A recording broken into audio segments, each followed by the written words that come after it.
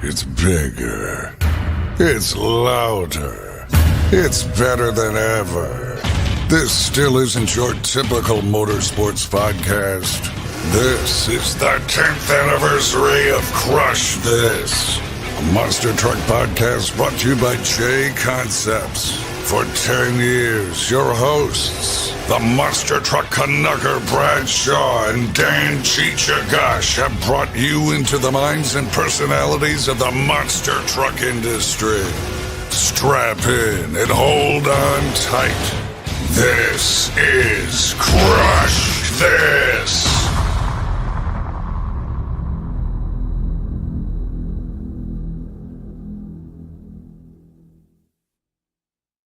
And what is going on, everybody? My name is Bradshaw, also known as the Monster Truck Canucker, and welcome back to another episode of Crush This, a Monster Truck podcast presented by J Concepts.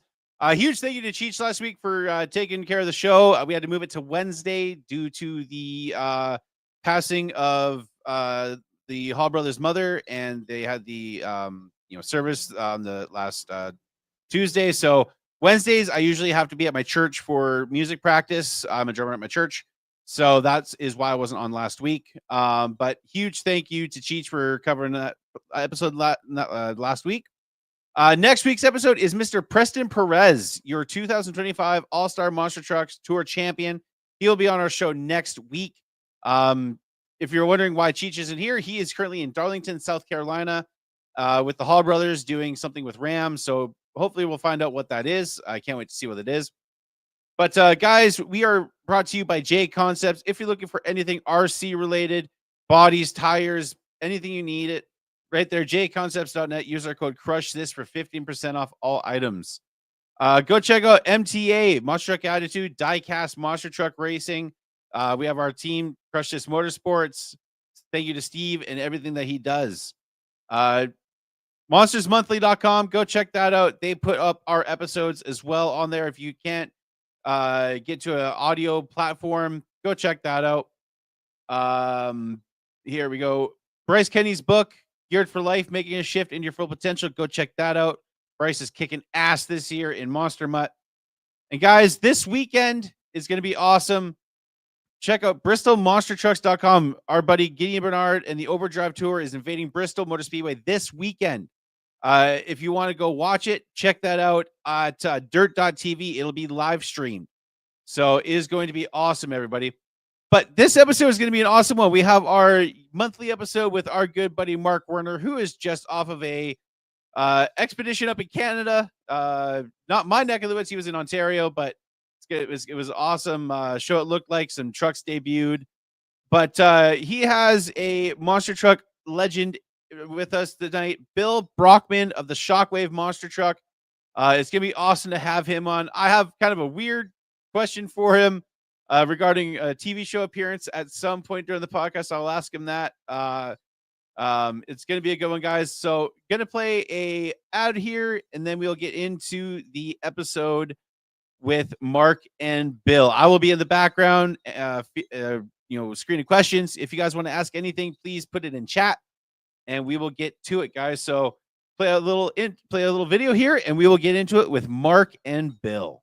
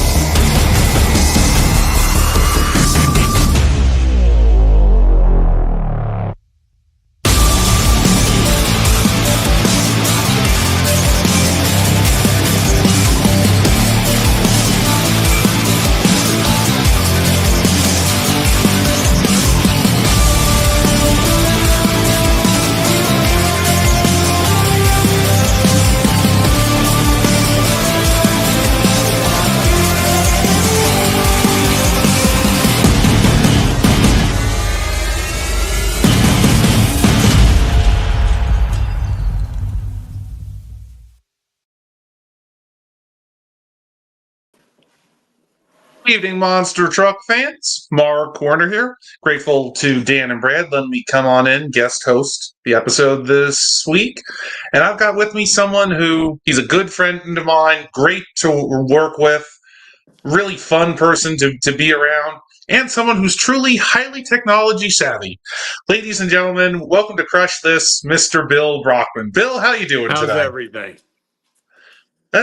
Keeping everything going, keeping a roof over my head, and keeping the country safe. So, Easy with the technology thing. all right. Okay. But no, I was thinking, it's interesting. You've been involved in monster trucks. I believe it's 25 years this year, if I'm correct. I have. This is our 25th year doing this. So to kind of celebrate that, I thought, hey, let's bring you on, Crush This, and hear kind of the story of you in the industry from the beginnings to the modern day, and talk about maybe some future plans as well. I turned the lights off in the back. They were good. They were driving me nuts. But go ahead. No, so let's kind of go, when you were getting started. When you were, how did you get involved in monster trucks, back in the late 90s, early 2000s? How I got involved, I kind of heard about them, and we were into different racing. I figured out that you got paid to do this. So I always had dump trucks, and the winters were slow. And from that, I met a gentleman, Andy Slifko, who's a legend in his business. And I met him at the Flemington Speedway. He kind of gave me an explanation on what they do, how it does. So the first quarter is always when we were very slow. So that's when we figured we went out and bought a truck, and I bought the great Dave Rapage's truck. And we started from there. Oh, yeah. And you buy the original Rap Attack chassis, but you actually started out with a sponsor right off the bat with ECW. I did. Maybe tell the people at home how you started out with ECW sponsorship and got involved with them. I was involved with a gentleman that had, he was a pretty well-known guy. I went to him and said, hey, listen, I like to do this monster truck thing. It's good for me for the winter. He was a very good friend of mine, a mentor, and it just so happened, I said to him, this is when the wrestling was big, WWF, I think it was WCW, like Goldberg was involved.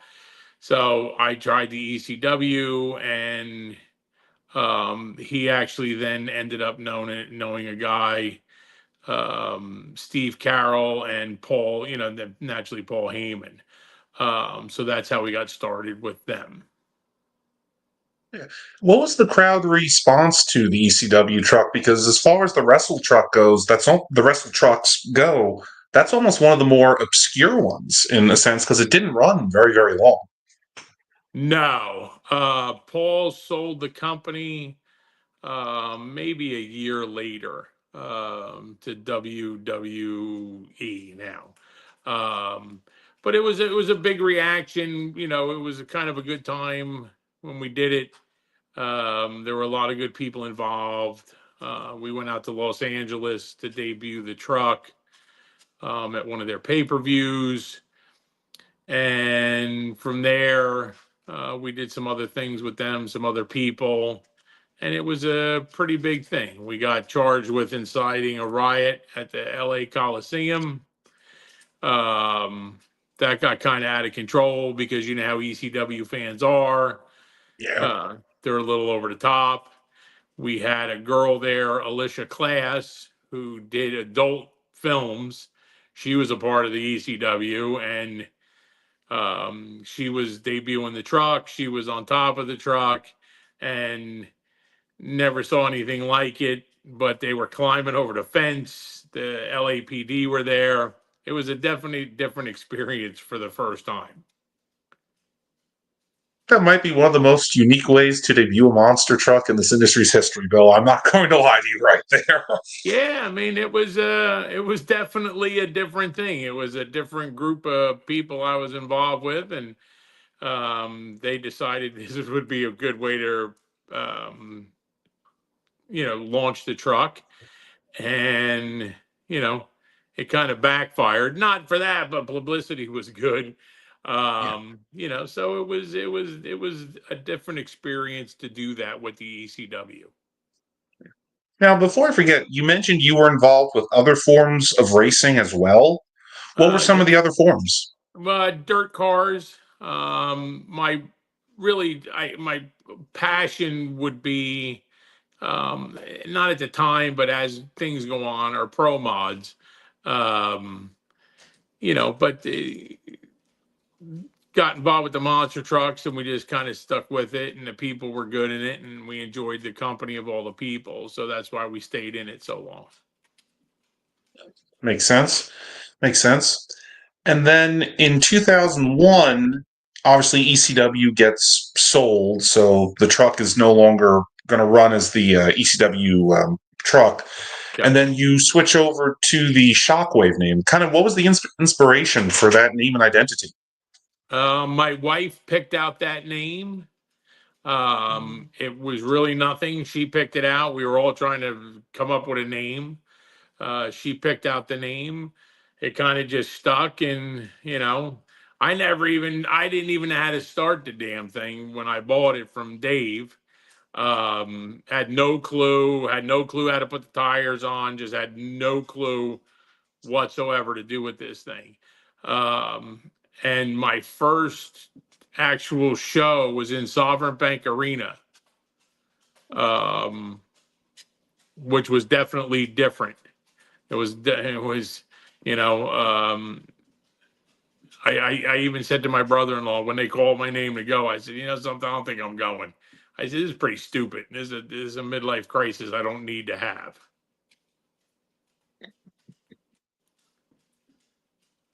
Well, to be fair though, you did eventually go and I started did. competing more and more on the circuit. What was it like adapting to driving a monster truck coming from dirt cars and all other forms of racing? It's anybody who, it doesn't matter how good you are. It doesn't in a monster truck. I don't care.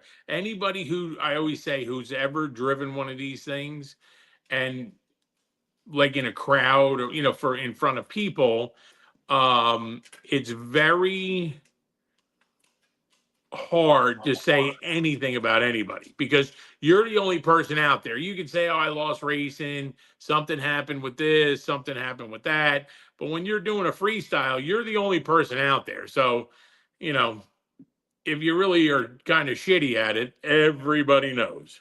And I was kind of crappy at it at first, believe me when I tell you. No, I can understand all that. But so you're running on the circuit, you're just starting out, and you're working for a lot of different promoters, Ed Beckley, Jack Brady, and a lot of other ones, and you're gaining that seat time too.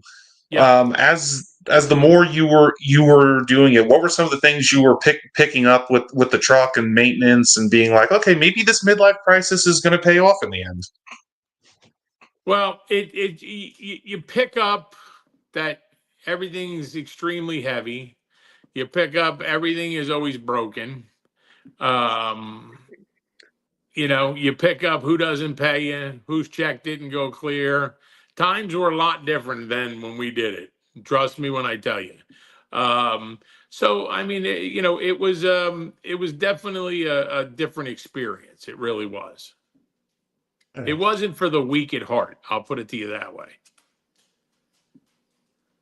Still isn't, to be honest, in some ways. It's not for sissies, I'll tell you that. It comes to with our trucking background and stuff. I mean, you have to take a lot of shots, and you have to take a lot of ups and downs with these things. That's the thing, but it always works out. It always works itself out in the end. Oh yeah. And then two, you're doing this more, you're building the Shockwave brand, shall we say. And then the crowd start responding more and more to it and everything. What was that like when you realize, hey, people are liking me more, my merch sales are going up, things are going great? It was believe me, when people come up and ask you for your autograph, I mean, it's definitely a very surreal thing when you're doing it. I mean, and there's a lot of guys that paved the way for us to do this. So there's those guys that it's an industry that started not very long ago, and it's an industry that the guys that created this are still alive and still doing it. So that's a pretty neat thing, also. Oh, definitely. Definitely. And then you're running on the circuit, obviously Ed Beckley, and then you also got involved with the Jamborees and KSR Motorsports. And what was it like too? Because now you're running with the Bigfoots, the bigger name teams, and you're an independent from New Jersey. What was that like moving on up and being like, I can beat these guys? Well, I got to say, all the Bigfoot drivers, from Dan Runty, Rick Long, Harkey, they were all it's all they have a first class organization. They really, really do. They're always there to help you. They were always good guys, and they ran a first class operation of what they did. And I learned a lot from those guys on, because of your nerves and how to handle the truck, and don't use the rear steering so much. Just make sure you're lined up. So I mean, they were, Kramer was a big part of us. We ran with those guys, every weekend, every other weekend. So they were a big part of me learning how to do this also. Yeah, no, makes sense. And then two, as I mentioned, during that time, you got hooked up with Jack Brady and KSR, someone we both know very, very well. Mm-hmm. Now, how did that come about? Because for a long time, you were one of the major stars of the KSR tour. I was, and it was Jack's a good guy. Jack's a good promoter. You travel, you do your thing, and he always, he puts on probably one of the safest shows to this day. Um, is still the same thing. I tell everybody the same thing. Jack does put on a very safe show. A very safe show. He's not into setting yourself on fire and doing stupid shit with the trucks. He does pay attention to what you're doing, and like I said, he's a decent promoter. We just grew apart is really what came about of it. So I'm gonna pop my head in here because I think this is probably you guys are probably talking around like 2004, 2005 ish is what I'm guessing, and that's Yeah. where my question comes in. In around that time on MTV, there was a show Viva La Bam. Okay, and I loved that show still to this day. I had all the seasons on DVD. How did the appearance on the episode with the Metal Militia crew happen? Because I loved all of a sudden you see Brandon D. Camillo writing a note. I owe you one sweet ass monster truck. Like how did that come about? Because I've always been interested in that at that episode and that story of how you got your truck in that. So they contacted Jack. Jack contacted us, and we went to, I think it was Delaware. And we set the truck up. We met the cast of Bam, naturally all the guys in Bam, and they do definitely. That show is no BS. There's no ad libbing. There's no nothing with that show. When I tell you, They're exactly what they portray on TV. They're exactly what they portray on TV. There's no cuts or takes. Bam asked us, he bought I think it was like a Lamborghini, a purple one. Yeah. And in one of the episode after us, he cut a sunroof in it with Billy Idol. Yeah. So he actually said to me, "Will you run the car over?" And I said, "Yeah, I don't care." We were in the parking lot, and I said, what's the difference?" MTV said, "Absolutely not. They would not want to do it." So he was, all upset. And then when we did that show, I jumped over Don Vito. So Brian Deegan and I, we jumped at the same time. He told the production crew that it was too windy for him to do a backflip. It was a Sunday, and they said, "Listen, we're paying everybody to be here. You're doing a backflip." So he, as Brian Deegan fashion, said, "Not a problem." And we both left together. I jumped over Don Vito in a pickup truck. He was in the pickup bed. I jumped over him. Brian then got blown off course and landed and crashed. And he got pretty messed up. He ripped his main artery out of his kidneys. Thank you. And they had a emergency get him going and stuff. And he's very good at what he does, and he's a pretty tough guy. But it was kind of a cool thing. The guy Potter on that episode too I think he set the world record of a jump. It was amazing to watch these guys to skateboard.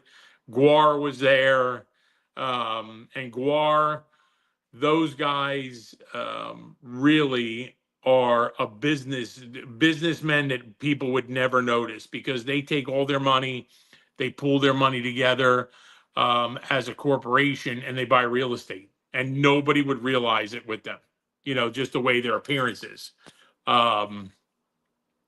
But it was a great experience for myself and my family, so it was a really cool thing.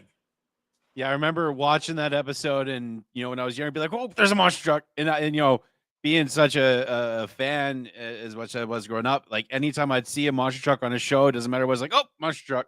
And yeah, you're right about Brian Deegan. They actually he has a documentary called Bloodline, and they really go through that part of what happened. When he crashed, the handlebars turned and dug into him, and that's what caused his that whole situation. But I'm gonna go in the background. Thank you for answering that, Bill. It's okay. Something that I've always kind of wondered. So thank you so much, sir. Thank you. So now you're competing on the circuit pretty regularly through a good chunk of the 2000s. In fact, we got some video footage here that we'll play in a second of you competing around. I believe it's 2005 to 2006. So you're out there competing, and then from my perspective, it almost seemed like the truck for a couple years kind of goes on semi-hiatus for a little bit. We did. You have, the kids were involved in sports, and the kids were involved in schools. We would take them out of school on Thursday to travel on Friday to get to a show and do our thing. And family life was more important than doing what we did. So we all kind of took a break for probably 2 years. The business was growing. When you have monster trucks, you shouldn't quit your day job. You learn that very quickly, and then you need your day job to continue and to support it. So then we went back on and did our thing. Oh yeah. And then you come back on the circuit. You redid the truck at that time too. It went from the black chassis and the blue and yellow body to the red chassis.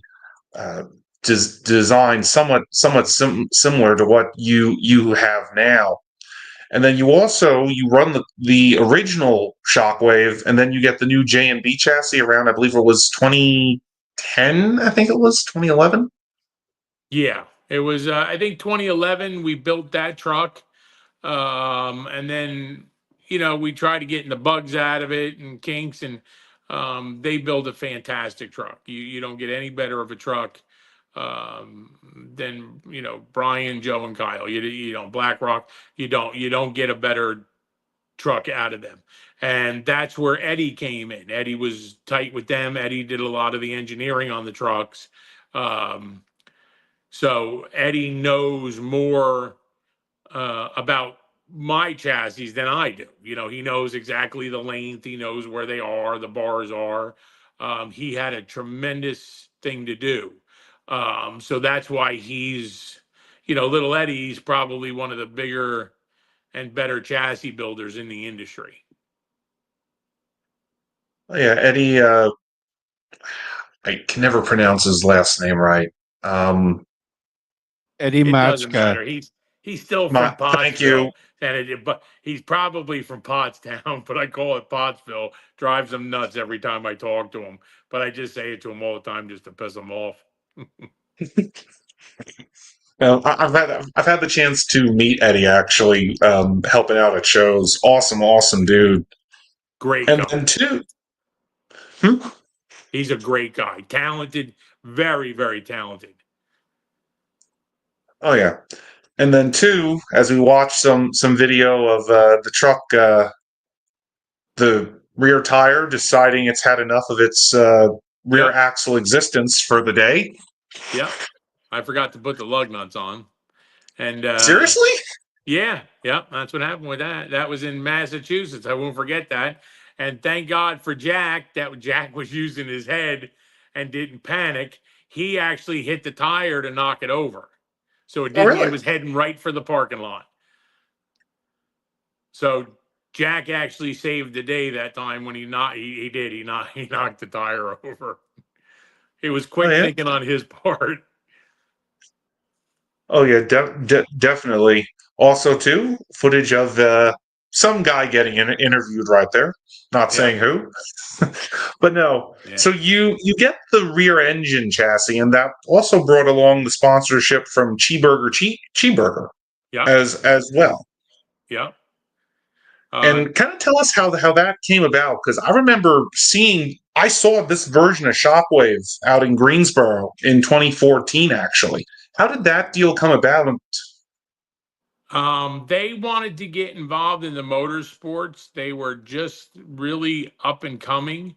They had a great concept. They had really good food. It was a very clean restaurant, family oriented. We just met the owner.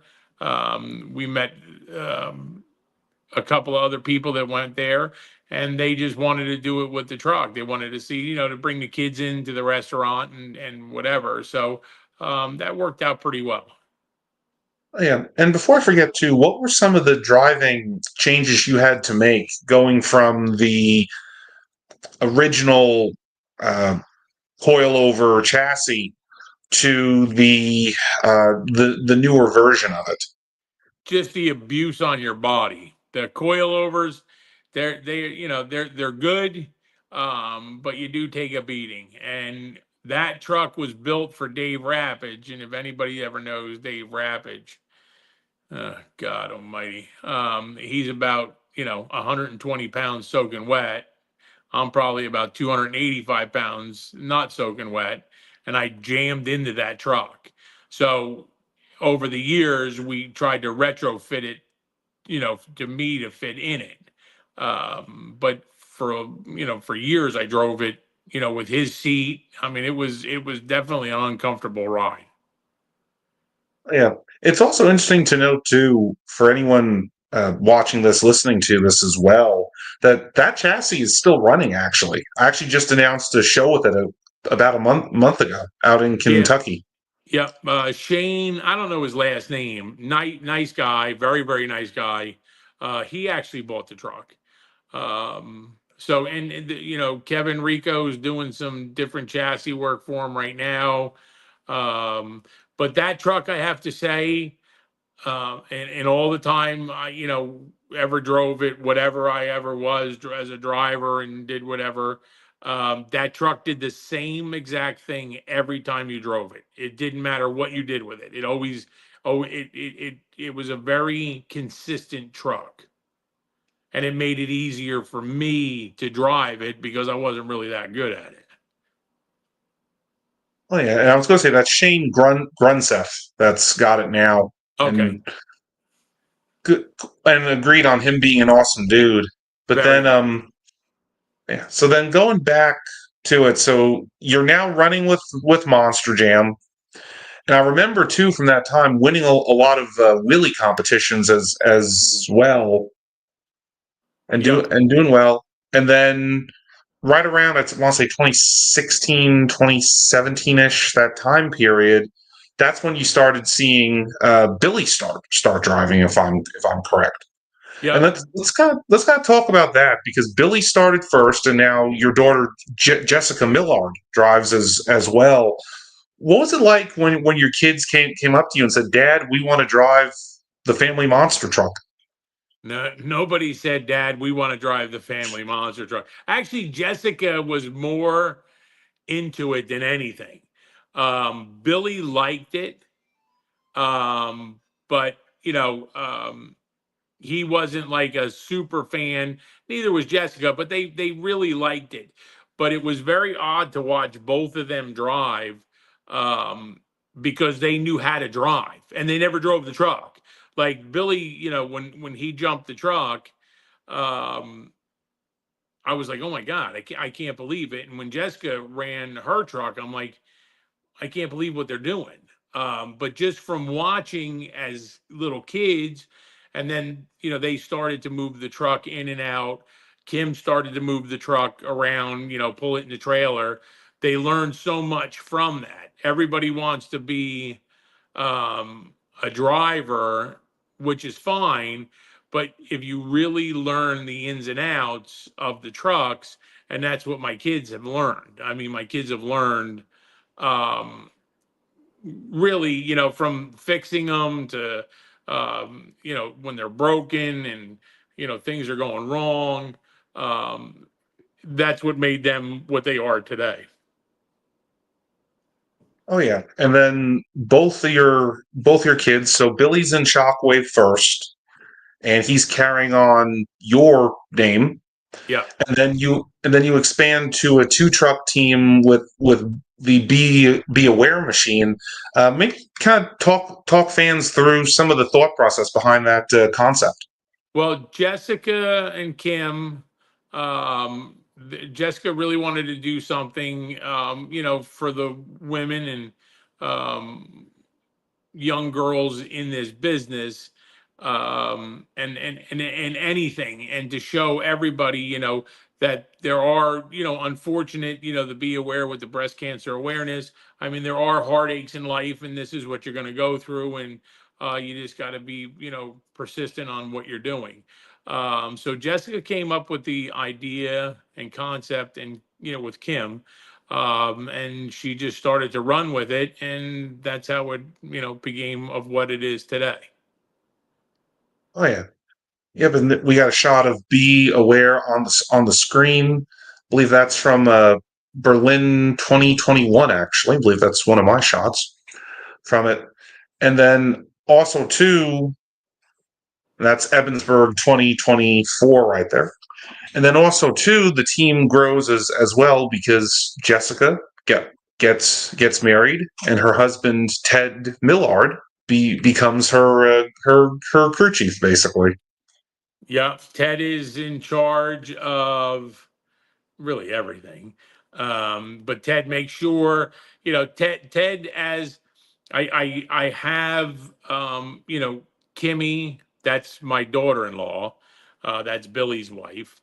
And Ted is naturally Jessica's husband. So I couldn't be any more lucky, um, with Kim and I on how they've picked their spouses. Um, So, Kimmy supports Billy in doing this, in the motorhome, with, newborns. My wife is, she's watching the kids.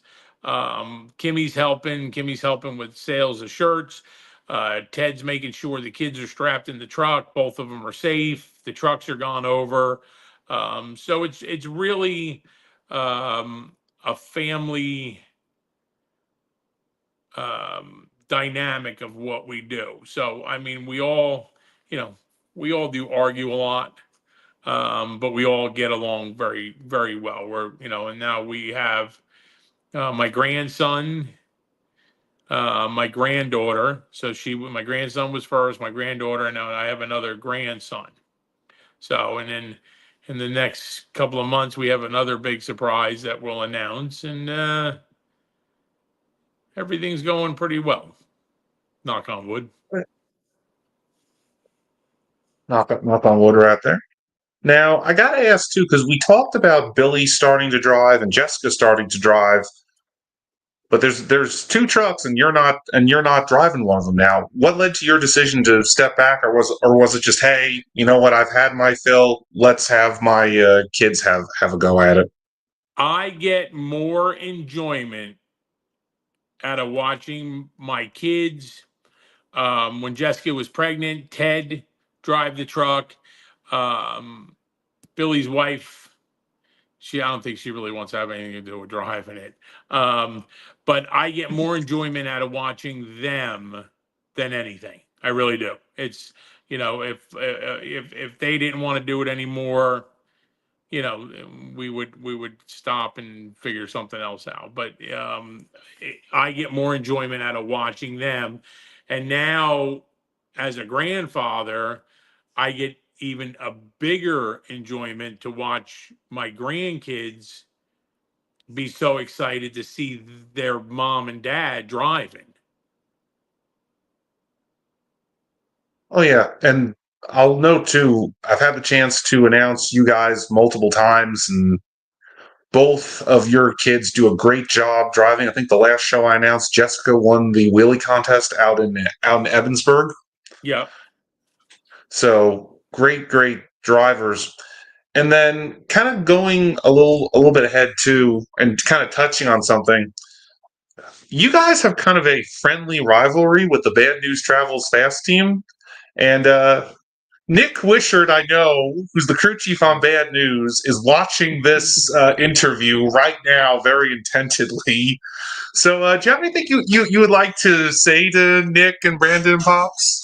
Well, Pops is a great guy.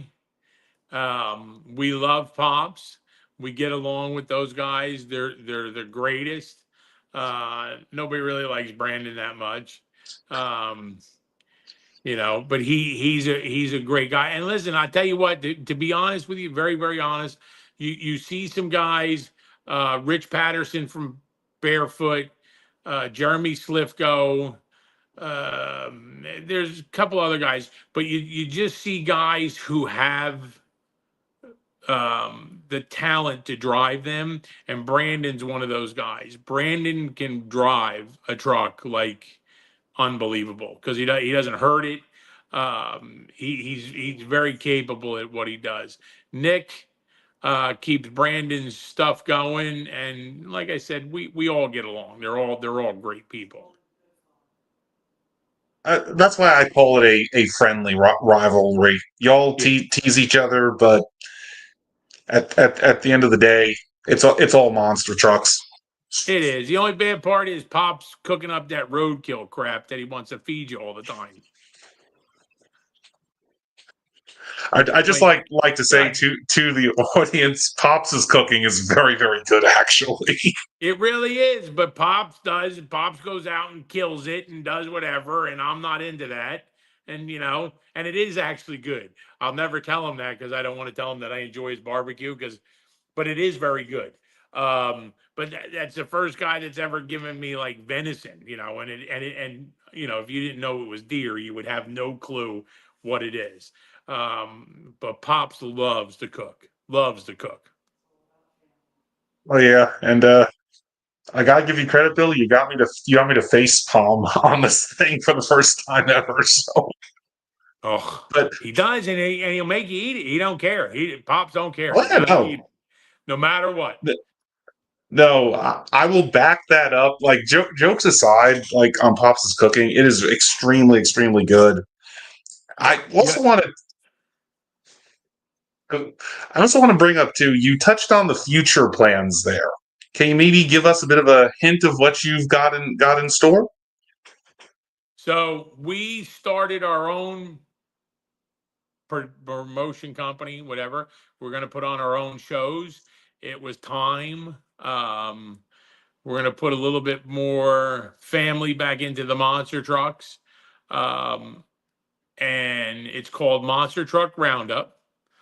We're going to be out in 2026. We have a couple of dates for 2025. Um, Gideon Bernard, he's helping us a tremendous amount. Um, great young guy. Everybody needs to go out May 10th and support him. You really do. But he's a good guy, and he's been helping us a lot to get this thing up and running. Nick's been helping a lot. Nick's brother's been helping a lot. Naturally, my family. So we're gonna watch for Monster Truck Roundup in 2026, late 25, and for the 2026 season, that we will be doing our own promotional of our own shows. Oh yeah, I think you guys' first show is the Chambersburg, Pennsylvania show, Yeah, September 11th and 12th. yeah, we have another one that we're working on right now that we'll release. Um, and like I said, and we're working. Nick's been working really hard to help also. And his brother. I mean, they the two of them, and Nick's mom. She's been helping out a lot too. Um, so it's kind of working out, and it'll be exciting for next year. Oh yeah, and just to note to all of our fans watching at home and listening to this, Chambersburg, Pennsylvania, Monster Truck Roundup, September 11th and 12th. If you're around there, come on out. It's going to be a great lineup, Bill. I know it's your two trucks, Bad News, Virginia Giant, and Preston and Culture Shock. Yep. And Yep.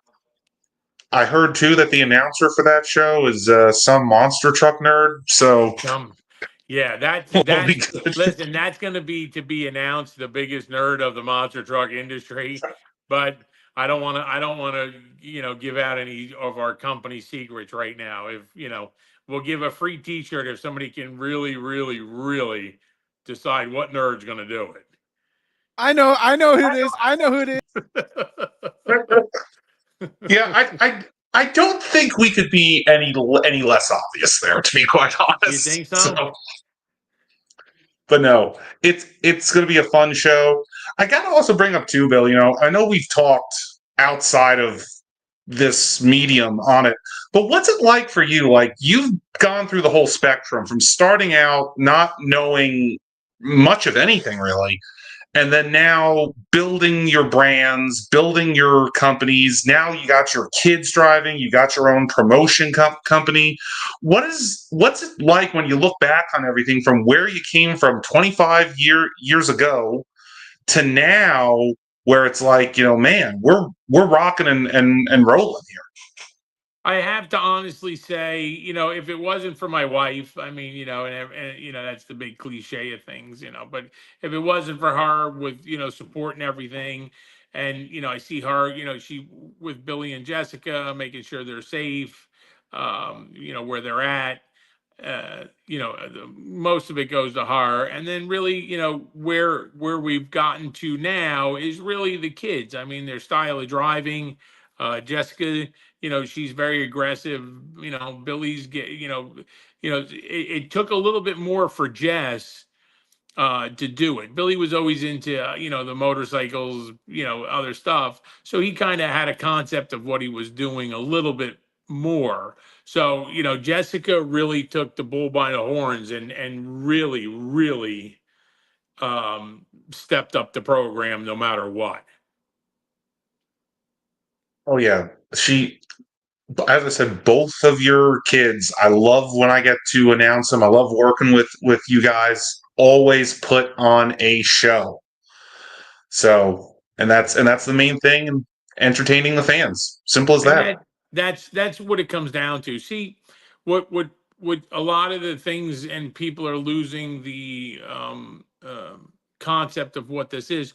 We're a motorsports entertainment, and we're supposed to entertain the fans. We interact with families. That's what we're supposed to do, um, and that's what we're going to bring back with the Monster Truck Roundup in 2025 and 2026. And hopefully, I don't drop dead and my kids give it to the grandkids, and we'll see where it goes. Oh, definitely. So I'm gonna pop my head in here Go a little ahead. bit now that we're coming close to the end. And Bill, you mentioned something at the beginning when Mark was asking you about motorsports. You mentioned pro mods, and I, as you can tell, by that sign right there, I'm a huge drag racing Yep. nerd. Let's talk a little bit about pro mods. What like pro mods like now is not how it was back in the No. late 80s, early 90s, with the quick 8 shootouts. Yeah. When you'd have guys like Bill Coolman, Al Billis, Jim Audie, and the Black Mariah, Freddie Hahn car. Yeah. What was it about pro mods that really sucked you into that form of drag racing at that time? Like Scotty Cannon was one of the, he always had wild stuff, always wild stuff. And those guys were always wild. And it's just something that's an edgy sport. You know what I mean? It's like Top Fuel cars or Top Fuel cars, the funny cars, but a pro mod, those guys are working those things to get them down the track. I mean, they really are. Now, I'm not taking anything away from guys now, but the horsepower in these things, and in the early, in the 90s and 2000s, those people, they really weren't, they were the outlaws of drag racing. Yeah. And Agreed. like I think Scotty Cannon, one of the all-time greats, he was The able to best. switch from a blower combination to a nitrous combination in the same weekend and still be competitive. I remember because I watched, I was born in 91, so I wasn't able to really see the formative years until the YouTube era and stuff like that. Yeah. But when he switched to basically having a top alcohol funny car body, the whole one piece, like I think it was like 92 or 93, he switched to that. Yeah. That ruffled a lot of feathers because, it was basically like a Chevy Lumina funny car that he was running. Yeah. It was always, unfortunately, my personality is I like to go against the grain. And so do they.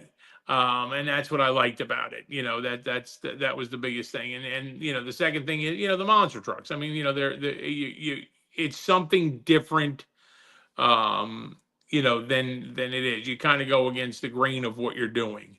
But that's why, we went with from deciding, to go with the monster trucks than the pro mods. And I'm glad we stuck with the monster trucks.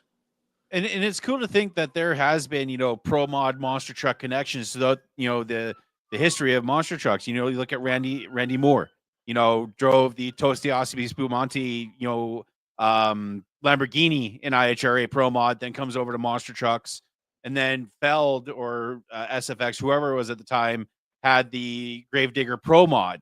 And I just think that's really cool. The whole connection between different motorsports and drag and monster trucks. It's such a interesting original thing because you look at War Wizard, it was like a pro mod monster truck. Nobody had ever seen something like that when he came out with the original front engine truck. So I thought that was really unique at the time.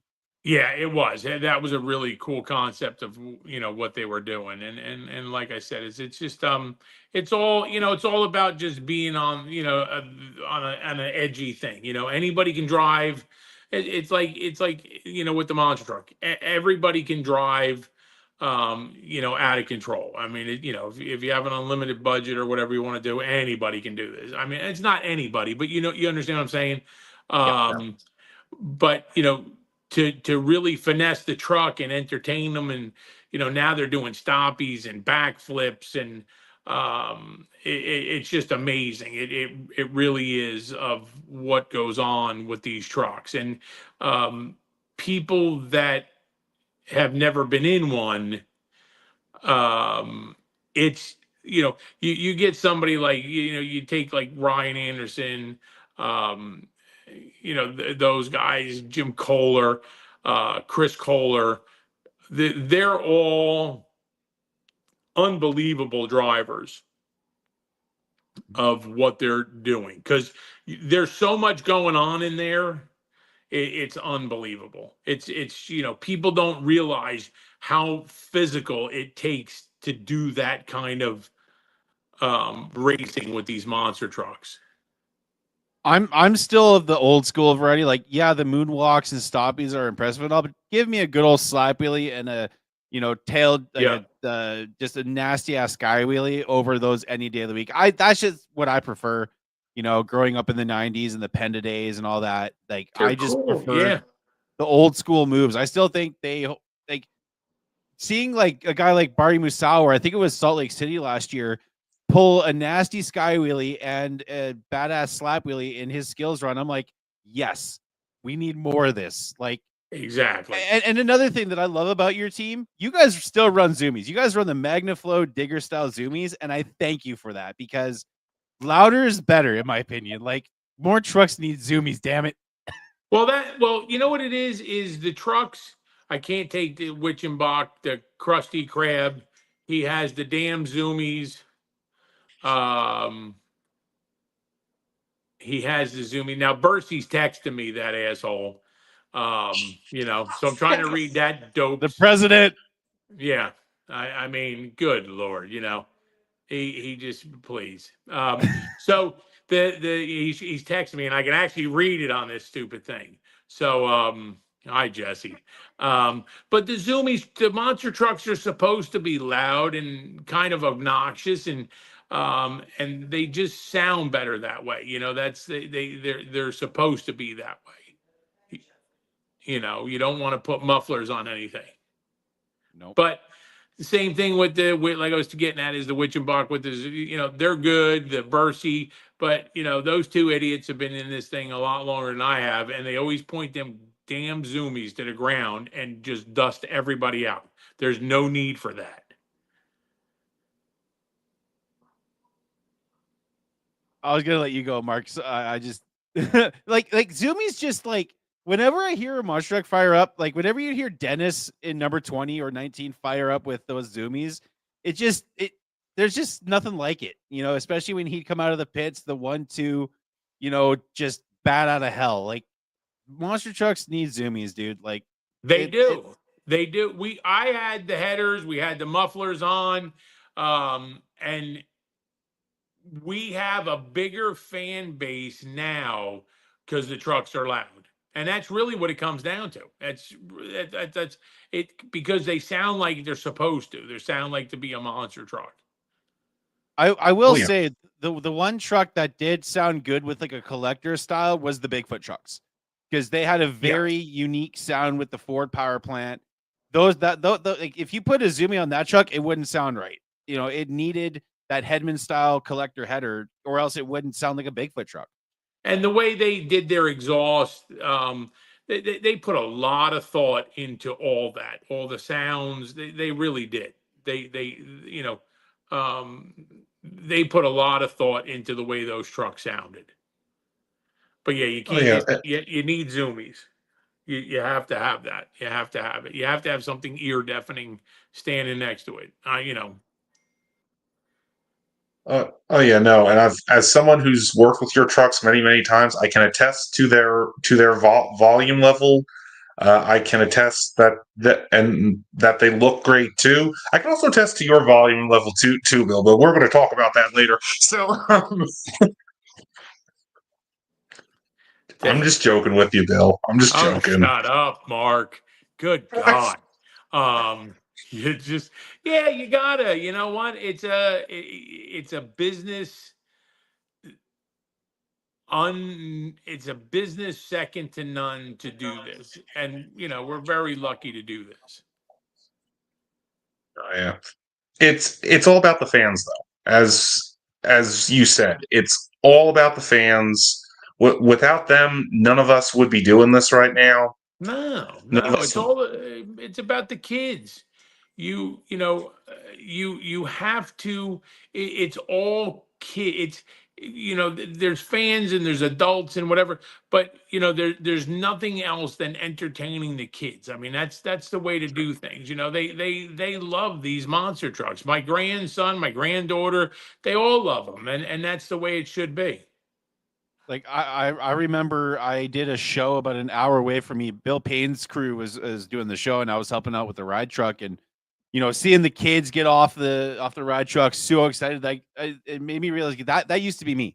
Yeah. Now I get to be in the position where I've done a lot of graphic design for a lot of awesome trucks. I've got to work shows.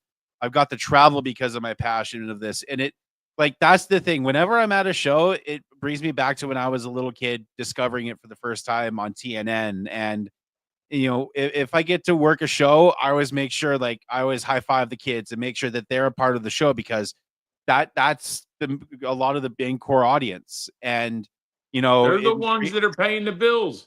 Yep. That's what nobody wants to realize.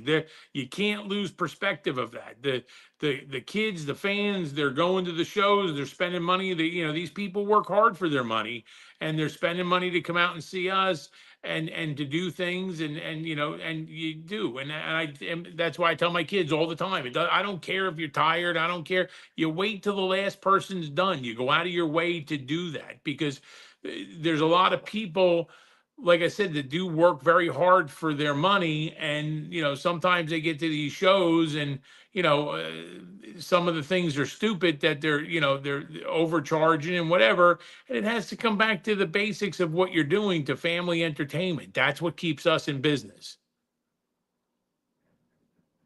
Definitely, definitely. All about the families, all about the kids, all about making sure everyone has a good time. That's it. So It's all about Monster Truck Roundup in 2025, 26. Keep saying it, Mark. You got me up past my damn bedtime. Keep saying it. Monster Truck Roundup. There you go, the two of you. Hey, the Brad, I don't Canadian, know you that well, so I can't yell at you, but I can yell at Mark. The Canadians saying it, so Monster Truck Roundup. But like, I just hey, like Brad. And Brad. the thing is, there's a lot of us adult super fans and nerds, but like, it just shows the lasting impact that this industry has had on us. I remember being 4 or 5 years old watching TNN Trucks and Tractor Power cheering on Bigfoot. And then, a year ago, I was at the Monster Jam World Finals, screaming my, lungs out when Zach Garner won. But like, it's this industry is such a cool thing, because it provides so many different avenues for employment for people to get into the industry. You look at guys like John Zimmer Jr., for instance, winning the championship this past weekend, the Arena Tour Championship he's on, and seeing his growth and these young guys. But then you have the veterans. You have John Zimmer Sr. still out there doing this, and so many others. It's such a cool sport, and I'm so damn proud to be a part of it. And, even doing the podcast for 10 years, like this industry is such a special thing. And I'm so glad there's guys like you, Bill, and the other independent teams and owners out there that are still grinding it out weekend after weekend, doing it because you love this. And that's the thing. You guys really love this shit. Thank you guys, because you guys advertise for us. You hype up the people. The fans are listening to this. So it helps us. Everybody, see, if everybody goes back to, if you work hand in hand with everybody, that's where it all comes around. You can't be the sole person in saying, well, hey, I'm going to be this. You have to work with everybody, and you have to be as decent to everybody as you possibly can. So, it's like Bercy. I don't want to ever say anything nice about him, because I don't really like him that much. But there's a guy that's, I mean, you want to talk about somebody that really has banged his head against the wall. It's Jeff Bercy. I mean, the guy, he knows everybody, knows everywhere you go, just knows everything, and I've been with him. I started with him. He was definitely ahead of me, but, I started with him, and he was the same thing, hey, calm down. You're going to be fine. I'm like, listen, this is the dumbest thing I've ever done. And he's like, you'll be okay. You'll be fine. Don't worry. And he actually gave me something that meant something to me. And I carry it every day. I don't ever want to ever tell him because I don't like him anymore. But he has a good family and he has a great family. And, it just, like I said, is that kind of stuff that you do, relationships. He just texted me that tell him about walking down the road. We were in Riverhead and I got lost. 2 a.m, pitch black out. My wife is yelling at me. The kids are asleep. I missed the damn racetrack. I can't figure out where we are. I'm on this back road where there's nowhere to turn around. And I'm telling you, we were away from this racetrack. And I see some person walking on the road. And I'm looking, and I said to Kim, is that Bercy? She said, I think it is. I said, it can't be. We're in New York. What is that idiot doing? I pulled the truck over. It was Jeff. I said, are you serious? I can't sleep. I'm like, what the hell is wrong with you? I said, do you know how to get back to the track? Oh, yeah, I'll show you how to turn around. He jumped in the trunk, and he got me back to where we had to go. But that's the kind of stuff that we do. That's what this is all built on. Oh yeah, definitely, Bill. And like I said, I've had the chance to work with you guys a bunch. Love doing it. Look forward to doing more. Well, we're definitely going to do more. Look for us in 2025 and 2026. I sound like a politician. For Monster Truck Roundup, we're going to have our key guys. We're going to have our key trucks. We're going to bring some people from Maine down this way. And, we're going to we're going to bring it back to where we all enjoy being with each other again. Oh yeah, and you heard it here on Crush This, fans.